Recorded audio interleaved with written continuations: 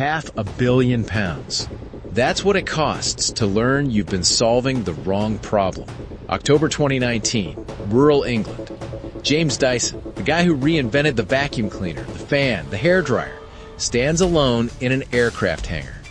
In front of him, a flawless electric SUV, 600-mile range, battery tech years ahead of Tesla, aluminum unibody that would make engineers weep. It's perfect, and he's about to bury it. Because he just realized something brutal. Anyone can build a better mousetrap, but building the factory, the supply chain, the dealer network, the service centers, the brand that makes people actually buy the mousetrap, that's a different ballgame. Fast forward, Beijing 2024. Xiaomi, a phone company, launches their first car. 88,000 orders in 24 hours. Over 300,000 delivered in just over a year. Same industry, same impossible challenge. The billionaire genius with the better car? Dead in the water. The tech company that never built an engine? Crushing it. This is the story of why a billionaire with revolutionary technology failed and why a tech company with zero automotive experience won. Because sometimes the better product doesn't win. The better system does. Welcome to another story from Fails and Wins. James Dyson built an empire on a simple insight that existing products could be radically better. His bagless vacuum cleaners changed an entire industry. Then came bladeless fans, hair dryers that sold for $400.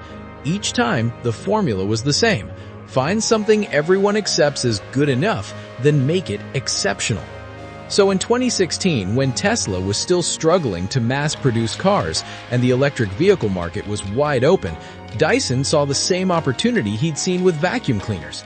Well, Tesla really faced a severe threat of death due to the Model 3 production ramp. Essentially, the company was bleeding money like crazy, and just if we didn't solve these problems in a very short period of time, we would die.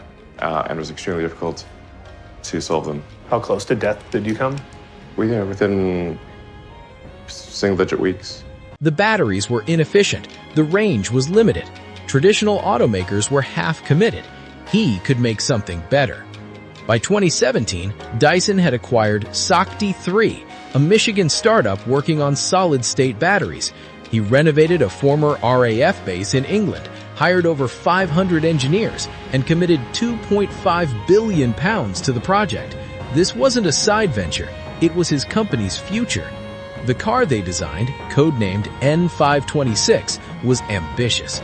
A 7-seater SUV, 600 miles of range on a 150 kilowatt-hour battery, aluminum body, advanced aerodynamics. Everything Dyson had learned about motors, about airflow, about batteries, channeled into a vehicle that would, according to internal plans, cost customers around £150,000. That number matters. Remember it. Here's what Dyson discovered while building his car. Designing a great product is one thing. Building a car company is something else entirely. Think about what goes into a car. It's not just engineering. You need suppliers for thousands of components. You need a factory that can scale. You need distribution networks, service centers, regulatory approval in every market, safety certifications, crash testing, recalls infrastructure.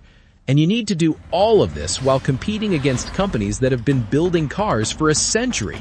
Companies that know how to absorb losses, how to negotiate with suppliers, how to navigate regulations across continents.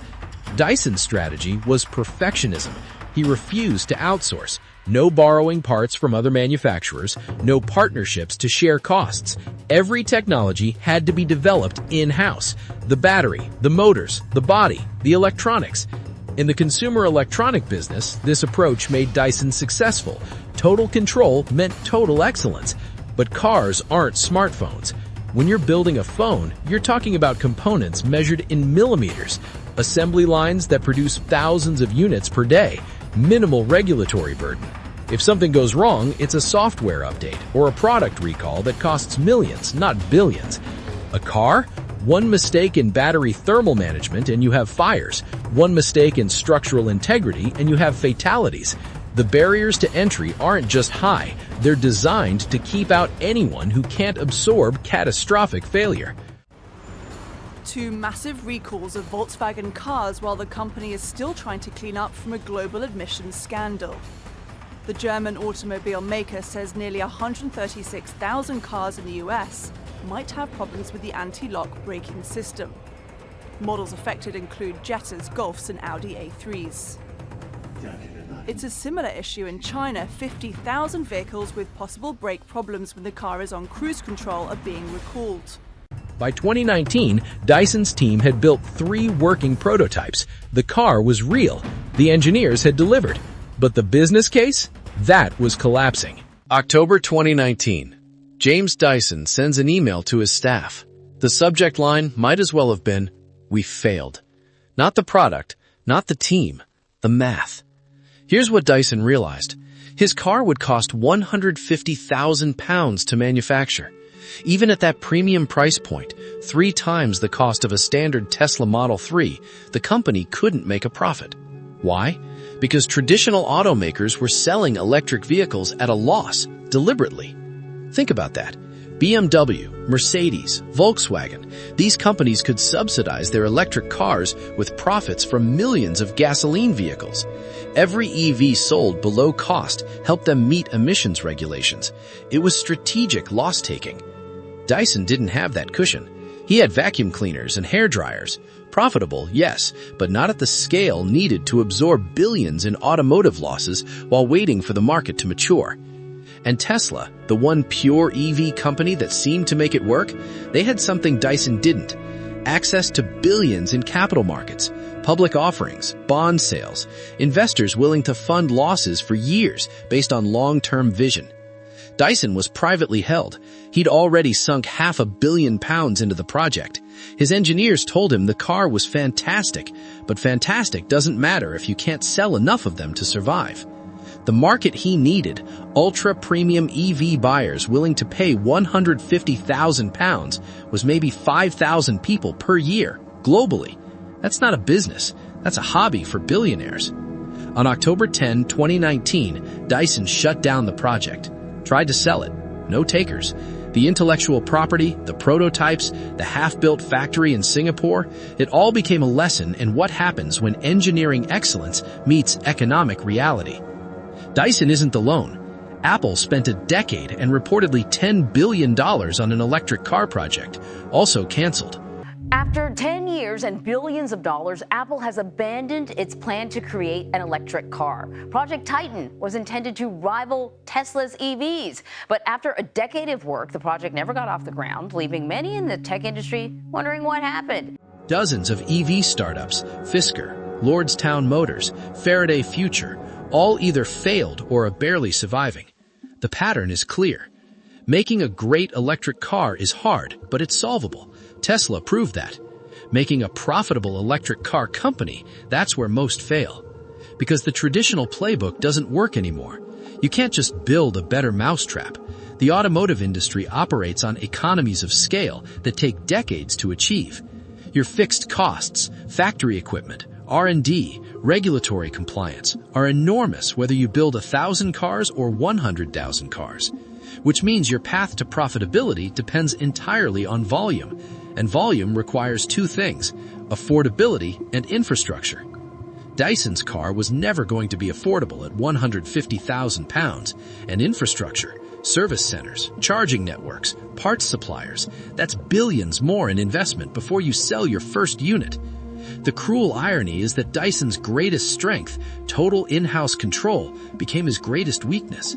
He built a magnificent car that the market couldn't support, and unlike the vacuum cleaner industry where you can launch premium and then scale down, the car industry demands you start with volume or you don't start at all. Now, let's talk about Xiaomi. March 28, 2024. A company famous for smartphones unveils its first electric car, the SU7. Within 24 hours, they had 88,000 pre-orders. By November, they'd built 100,000 cars. 7 months from launch to 6 figures. By March 2025, they delivered 200,000. By July 2025, over 300,000 vehicles. This isn't just fast, this is unprecedented for a first-time automaker. So what did Xiaomi do differently? First, they didn't start from scratch.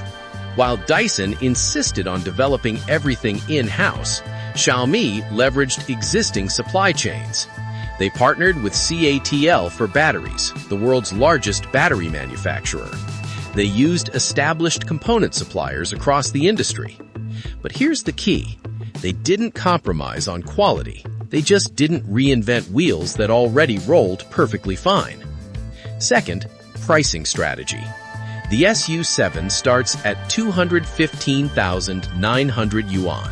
That's roughly $30,000, not 150,000 pounds. Not ultra-premium, accessible premium. Think about what that means. Instead of targeting 5,000 ultra-wealthy buyers, Xiaomi aimed for hundreds of thousands of middle to upper-class Chinese consumers. People who wanted a Tesla, but appreciated Xiaomi's ecosystem integration. People who already owned Xiaomi phones, tablets, smart home devices. Third, and this is crucial, Xiaomi didn't need the car to be profitable immediately. They have a secret weapon, cross-subsidization. Every year, Xiaomi sells hundreds of millions of smartphones, smart home devices, wearables, internet services. These businesses generate billions in profit. That money funds the EV division while it scales. Dyson sold premium appliances. Profitable, yes, but not at the scale to subsidize automotive losses for years. Fourth, manufacturing efficiency. Xiaomi's Beijing factory produces a car every 76 seconds when running at full capacity. Over 700 robots. 91% automation in the body workshop, 100% automation in key assembly processes. This is smartphone manufacturing philosophy applied to cars. Rapid iteration, software-defined production. Treat the car like a piece of consumer electronics that happens to drive. And finally, ecosystem integration. The SU7 isn't just a car. It's a node in Xiaomi's 500 million connected devices. Your car unlocks when you approach with your Xiaomi phone. It syncs with your smart home. Climate control starts before you leave the house. Tesla pioneered the idea of the car as a software platform. Xiaomi took it further. The car as a part of a lifestyle ecosystem people were already living in. So here's what we've learned. James Dyson did almost everything right, technically. His team built a phenomenal car. 600 miles of range, revolutionary battery technology, premium materials, engineering excellence. But he got the business model wrong. And in the automotive industry, that's fatal. Dyson treated car manufacturing like appliance manufacturing. Premium product first, scale later. Compete on excellence, charge accordingly. It worked for vacuums, it failed for cars. Because the car industry has a fundamental equation. Your break-even point depends on volume, and volume depends on price, and price depends on scale. It's a chicken and egg problem that requires either massive capital to weather losses for years or a completely different approach. Xiaomi understood this. They didn't try to build the perfect car from scratch. They built a very good car that leveraged existing supply chains, targeted a mass premium market, and integrated into an ecosystem that generated revenue from a dozen other sources. The lesson isn't that Dyson was wrong to try. It's that succeeding in capital-intensive industries requires more than just great engineering. It requires ecosystem thinking, financial staying power, strategic patience. Think about it this way. Dyson spent £500 million over 3 years and delivered 0 cars. Xiaomi spent $10 billion over 4 years and delivered over 300,000 cars, and they're projecting profitability by late 2025. The difference? Dyson asked, how do we make the best electric car possible? Xiaomi asked, How do we make an electric car that hundreds of thousands of people will actually buy using the advantages we already have? One question led to a museum piece, the other led to a movement. Here's the deeper insight. We live in an era where adjacent industries are colliding. Smartphone makers build cars, software companies launch satellites. The boundaries are blurring, and when they blur, the winners aren't always the ones with the most expertise in the traditional sense.